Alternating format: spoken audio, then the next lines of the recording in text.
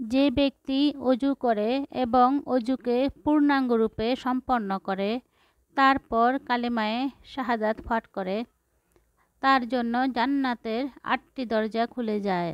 সে যে দরজা দিয়ে ইচ্ছা জান্নাতে প্রবেশ করতে পারবে। সুবহানাল্লাহ। হ্যালো এভরিওয়ান, আসসালামু আলাইকুম। মিরানাস ওয়ার্ল্ড থেকে আমি মিরানা ঢাকা থেকে বলছি। আই হোপ আপনারা সবাই আল্লাহর রহমতে ভালো আছেন। আমিও পরিবার পরিজন নিয়ে আলহামদুলিল্লাহ ভালো আছি। অনেক দিন আমার বারান্দার বাগান আপনাদের সঙ্গে শেয়ার করা হয়নি। আজকে শেয়ার করব, আর কি মূল্যবান জিনিস পেলাম সেটাও শেয়ার করব।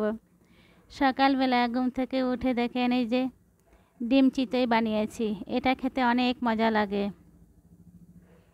এই যে এখানে পুরো একটা ডিম দিয়ে দিলাম, অনেক মচমচে, মানে এটা খেতে আমার অনেক ভালো লাগে। যেহেতু আমরা আমার দেশের বাড়ি ফেনী এলাকায় কিন্তু এই যে এই পিঠাটা কিন্তু অনেক বেশি জনপ্রিয়। আমার এক আপু কিন্তু গত ভিডিওতে যখন আমার ওই যে মাটির খোলাগুলো বাড়ি থেকে আনা হয়েছে, উনি বলেছেন যে এই যে খোলা জালি পিঠাটা যেন শেয়ার করি। ইনশাল্লাহ আপু একদিন শেয়ার করব। সকালে নাস্তা করে ফেলেছি, এখন চলে এলাম সরাসরি বারান্দায় এসে দেখলাম মহামূল্যবান জিনিস। সেটা হচ্ছে দেখেন কি সুন্দর এই যে ফুই ফল। অনেকগুলা ছিল আগে, তবে আমি ভাবছিলাম যে এই যে এখন আর একটাও নেই। কারণ হচ্ছে এখানে প্রতিদিন সকালে এই যে আমি ঘুম থেকে ওঠার আগে একদম সকাল সকাল অন্ধকার অবস্থায় চড়ুই পাখিগুলো এসে সবগুলা পুঁই বিচি খেয়ে ফেলে। হয়তো বা ওদের রিজিকে আছে তাই খেয়ে ফেলে। তো হঠাৎ করে আমি দেখলাম যে এই যে দেখেন এখানে ফাঁকে ফুঁকে আরও কিছু পুঁই বিচি আছে। এগুলা মনে হয় পাখির নজরে পড়ে নাই, তাই এগুলা আর খেতে পারেনি। দেখেন ভিতরের সাইড ছিল তো তাই খেতে পারেনি। এখানে আরও কিছুটা রয়ে গিয়েছে এই যে পুঁই বিচিগুলা। দেখেন এখানে কিন্তু বিলেতি ধনিয়াটা অনেক বড় হয়ে গিয়েছে। এখান থেকে আরও কয়েকবার নেওয়া হয়েছে। যখন নিই আবার কিন্তু এগুলা হয়ে যায়। দেখেন এখানেও আছে। নিজের গাছে যদি একটা পাতাও ছিঁড়তে পারি মনে অনেক শান্তি লাগে। আমার মতো যারা গাছ প্রেমী তারা শুধু এটা বুঝবেন। দেখেন মাশাআল্লাহ কি সুন্দর এই যে পুঁই ফলগুলা। পুঁই ফল মাছ দিয়ে, চিংড়ি মাছ দিয়ে, শুটকি দিয়ে রান্না করলে অনেক মজা হয়। সঙ্গে একটা আলু হলে তো আর কথাই থাকে না। আমার প্রিয় আপুরা যারা ভিডিওটা শুরু করেছেন প্লিজ একটা লাইক দিয়ে দিবেন। আমি মনে হয় 2 মাসের মতো লাইকের কথা বলতে ভুলে যাই, বলিও না। তাই আমার এই যে কমেন্টস আসে কিন্তু লাইক আসে না। আপুরা, আমি সবার ভিডিওতে সব সময় লাইক দিয়ে ভিডিও দেখি। যদি কেউ যদি প্রমাণ করতে পারেন যে আমি লাইক দিই নেই, তাহলে আমি ওই দিন থেকেই ইউটিউব থেকে চলে যাব। আসলে আমি সব সময় লাইক দিয়েই ভিডিও দেখি, এটা আমার অভ্যাসে পরিণত হয়েছে। যাই হোক, এই দেখেন হঠাৎ করে এই যে এখানে আবার দেখলাম যে একটা ছোট গাছ, একটা পুঁই শাকের, যখন পুঁই শাক বাজার থেকে আনার পরে ছোট একটা ডাঁটা ছিল, ওটা আমি লাগিয়ে দিয়েছিলাম। তো ওখানে কয়েকটা পাতা হয়েছিল। তারপরে যেহেতু শীতকাল, এই যে দেখেন এখানে অনেকগুলো আবার পুঁই বেচি থোকায় থোকায় ধরে আছে। সুন্দর লাগছিল দেখেও, তাই না? এই দেখেন কি সুন্দর মাশাআল্লাহ, ছোট একটা গাছের মধ্যে কতগুলা পুঁই বিচি হয়েছে থোকায় থোকায়। এগুলা দেখলেও কিন্তু শান্তি লাগে। এই মূল্যবান সম্পদ এগুলো দেখে আমি তো আজকে মহা খুশি। আমার কাছে নিজের হাতে লাগানো গাছের যে কোনো কিছুই একটা শাক পাতা হলে অনেক শান্তি লাগে। দেখেন মাশাআল্লাহ সুন্দর না? আমার হাতটা একদম ভরে গিয়েছে মাশাআল্লাহ। আসলে আমি গাছ অনেক পছন্দ করি। ছোটবেলা থেকেই গাছ পছন্দ করতাম।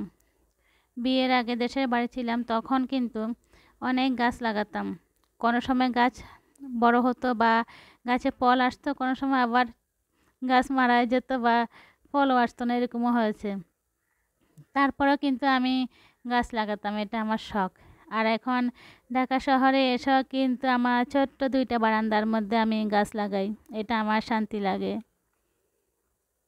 আমার আরও একটা বারান্দা আছে, ওখানেও কিন্তু গাছ লাগানো আছে। যাই হোক, আমার এই যে মহামূল্যবান সম্পদ আপনাদের কেমন লেগেছে কমেন্টস করে জানাবেন। তারপরে গাছপালা দেখে গাছের পানি দিয়ে এলাম, আর টুকটাক যে গাছের এই যে ছাঁটাই বাছাই করে দিলাম। তবে ফুল ফলগুলো এখনও আমি নিইনি, আর একটু বড় হোক। আর যেহেতু আমার হাজব্যান্ড আবারও কিন্তু দেশের বাড়ি চলে গিয়েছেন 2 দিন থেকে, বাড়ির কাজটা এখনও পুরোপুরি সম্পূর্ণ হয় নাই, তাই চলে এলাম কিচেনে। আজকে আমি একটা পারফেক্ট এই যে তিলের খাজা বানাবো। তিলের খাজা, টফি যেটাই বলেন, আমরা তো টফি বলি। তিলের টফি যে শীতকালে তৈরি করা হয়, এটা আজকে তৈরি করতেছি। আমি যে অনেক আগে 1 কেজি তিল নিয়ে এসেছিলাম চকবাজার থেকে, ওখানে কিন্তু 1 কেজি তিল কিন্তু অনেকগুলাই হয়। তো ওখান থেকে চিন্তা করলাম কিছু তিল দিয়ে আজকে তিলের খাজা তৈরি করি। তাই দেখেন, প্রথমে একটা বড় সাইজের কড়াই নিয়েছি, ওখানে অল্প করে করে তিল দিয়ে দেখেন চুলার আগুনটা লোতে করে ভেজে নিচ্ছি, মানে টেলে নিচ্ছি। এটা কিন্তু বুঝতে হবে তখনই পারফেক্ট হয়েছে যখন এটা ফোটা শুরু করবে। এই তিলটা দেখবেন যখন হয়ে যাবে, তখন মানে ফোটা শুরু করবে, তখনই বুঝতে পারবে যে তিলটা হয়ে গিয়েছে। পারফেক্টভাবে ভেজে নিতে হবে, না হলে কিন্তু তিলের খাজাও পারফেক্ট হবে, নরম হয়ে যাবে। দেখেন কালার চেঞ্জ হয়ে গিয়েছে। এই দেখেন, এটা দেখেন, নর্মালটা দেখেন, পার্থক্য দেখেন, তাহলেই বুঝতে পারবেন। আর এটা কিন্তু ফুটেছে, অবশ্যই কিন্তু তিলগুলা মানে ফুটতে শুরু করবে, তখনই কিন্তু বুঝতে হবে যে এটা হয়ে গিয়েছে। এখন নামিয়ে ফেলবো, আরও একবার আমি এটা দিয়ে দিব। এটাও আমি ভালো করে মানে ভেজে নিব আর কি, টেলে নিব। তারপর যখনই হয়ে গিয়েছে, এখন এর মধ্যে দিয়ে দিচ্ছি গুড়। এখানে আমি 2 কাপ গুড় দিয়ে দিলাম। 2 কাপ গুড়ের মধ্যে আমি 1/2 কাপ পানি দিব। শীতের মধ্যে তিলের টফি, তারপরে মুড়ির মোয়া, এগুলো খেতে কিন্তু অনেক মজা লাগে। আগে তো যখন আমরা এই যে ছোটোবেলা ছিলাম, তখন কিন্তু বাড়িতে যে দান করা হতো, তখন সকালবেলায় কিন্তু অনেক বড় একটা বস্তার মধ্যে এই যে মুড়ির মোয়া নিয়ে আসতো আঙ্কেলরা। তখন আমরা এই যে দান, কিছুটা দান দিয়ে, মানে ওখানে কিছু দান দিলে নাকি অনেকগুলা মোয়া, মুড়ির মোয়া দেওয়া যায়। তো আমরা তখন তো দান ছিল, দান দিয়ে অনেকগুলা 1 বল মুড়ির মোয়া নিতাম। তো আমরা সকালে ওটা দিয়ে নাস্তা করতাম। এটা আসলে অন্যরকম আনন্দ ছিল, অন্যরকম মজা। ছোটোবেলায় আমরা কত মজা করেছি। এখানে দেখেন আমি 1/2 কাপ পানি দিয়েছি আর 2 কাপ গুড় দিয়েছি। এখন আমি এটা একতার করে নেব। যদি একতার না হয়, তাহলে কিন্তু এটা কি হবে, আমরা যে তিলের খাজা তৈরি করব, তখন এটা ভালো করে জমাট বাঁধবে না। অবশ্যই কিন্তু এটা একতার হতে হবে। এই দেখেন, আমার কাছে তো অনেক ভালো লাগে তিলের টফি। তবে এই যে অনেকগুলা কিন্তু আপনাদের ভাইয়া দেশের বাড়ি থেকে এনেছিলেন। আমি তো 1 প্যাকেট আমার ছোটো বোনকে দিয়ে দিয়েছি, আর 1 প্যাকেট অলরেডি খাওয়া হয়ে গিয়েছে। এই জন্য আজকে নিজেই তৈরি করতেছি। যখন হয়ে গেল এখানে একতার শিরাটা, তখনই আমি আগের থেকে বেজে নেওয়া তিলটা দিয়ে দিচ্ছি। তবে আমি সবগুলো একসঙ্গে দিব না, যখনই কিছুটা দিব তখনই ভালো করে মিশিয়ে নিব, দেখব আর লাগবে কি না। যদি একসঙ্গে সবগুলো দিয়ে দিই, তাহলে হয়তো বেশি হয়ে যাবে, এটা মানে ভালো করে হবে না, তাহলে তো এটা জমাট বাঁধবে না। এখন দেখতেছি না, ঠিক আছে, এটা হবে। তারপর আমি সবগুলো দিয়ে এখন ভালো করে মিশিয়ে নিচ্ছি। এই পর্যায়ে কিন্তু চুলার আগুনটা বন্ধ করে দিয়েছি। ভালো করে মেশানো হয়ে গেলে আমি একটু হাত দিয়ে দেখব যে এটা জমাট বাঁধতেছে কি না। যদি জমাট বাঁধে, তাহলে বুঝতে হবে যে এটা পারফেক্ট হয়েছে। দেখেন মেশানো হয়ে গিয়েছে। এখন আমি একটু হাত দিয়ে দেখব, যদিও অনেক গরম ছিল, তারপরও একটু দেখতে হবে। এই দেখেন, যেহেতু এটা এই যে জমাট বাঁধতেছে, তাহলে মানে এটা হয়ে গিয়েছে। এটা কিন্তু গরম অবস্থাতে এটা ভালো করে সেট করতে হবে। তো আমি আগে থেকে দেখেন এখানে এই যে র্যাপিং পেপার দিয়ে সেট করে নিয়েছি। এখানে আমি এখন দেখেন এটা দিয়ে দিলাম। তারপরে একটা চামচের সাহায্যে এটা সমান করে দিব। এটা কিন্তু অনেক গরম, তাই হাত দিয়ে কিন্তু কিছুতেই করা যাবে না, হাত কিন্তু পুড়ে যাবে। চামচের সাহায্যে আমি এটা সমান করে দিচ্ছি।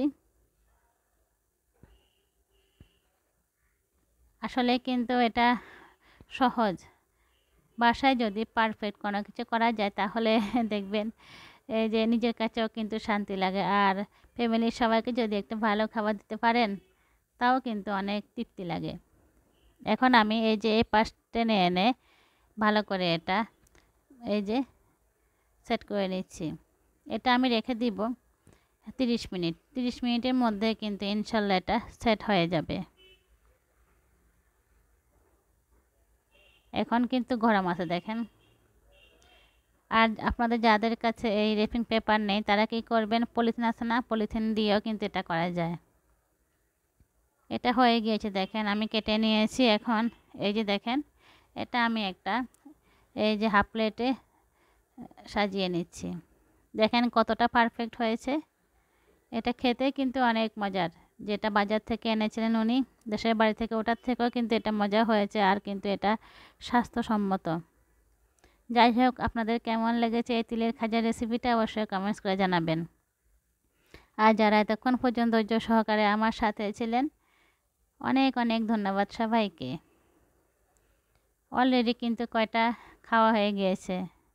দেখেন সত্যি অনেক অনেক মজা হয়েছে। বাসায় অবশ্যই আপনারা একবার ট্রাই করবেন, পুরো রেসিপি দেখে ট্রাই করবেন, তাহলে ইনশাল্লাহ আপনাদেরটাও এরকম হবে।